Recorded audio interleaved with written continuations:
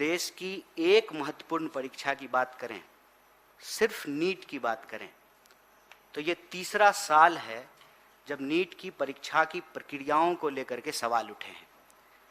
ये पहला साल नहीं है कि रीनीट हुआ है, क्वेश्चन पेपर लीक हुए हैं, लोग सड़कों पे हैं, आंदोलन कर रहे हैं। ये तीसरा साल है और ये सिर्फ नीट की बात है। अगर आप इस देश की परीक्षाओं को देखेंगे तो आज की तारीख में कोई ऐसी परीक्षा नहीं है जिसके ऊपर सवाल नहीं उठ रहे हैं। अभी 1-2 दिन पहले की बात है, मध्य प्रदेश के एक टेक्निकल विश्वविद्यालय का पूरा क्वेश्चन पेपर का बंडल ही चोरी हो गया।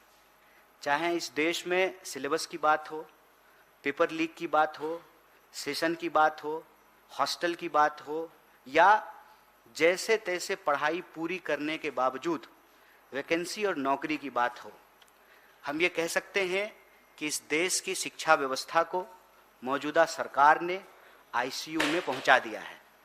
इस बात को देखते हुए राहुल जी लगातार देश भर के विद्यार्थियों के बीच जा रहे हैं, उनसे मिल रहे हैं, बात कर रहे हैं।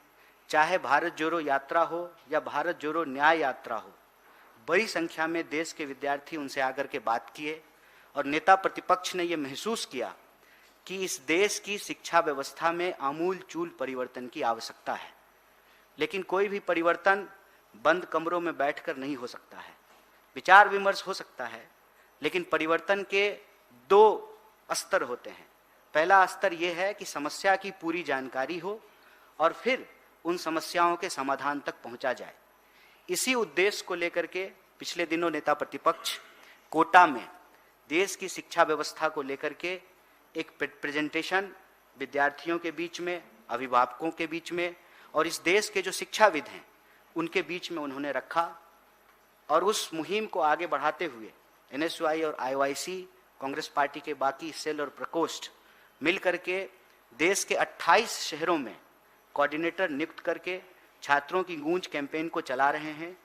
राहुल जी के प्रेजेंटेशन को विद्यार्थियों के बीच में लेकर के आ रहे हैं और विद्यार्थियों के जो सजेशन हैं, टीचरों के जो सजेशन हैं, अभिभावकों के जो सजेशन हैं, उस सजेशन को कंपाइल कर रहे हैं और आने वाले दिनों में इस देश की शिक्षा व्यवस्था को बदलने के लिए एक एजुकेशन चार्टर बनाएंगे।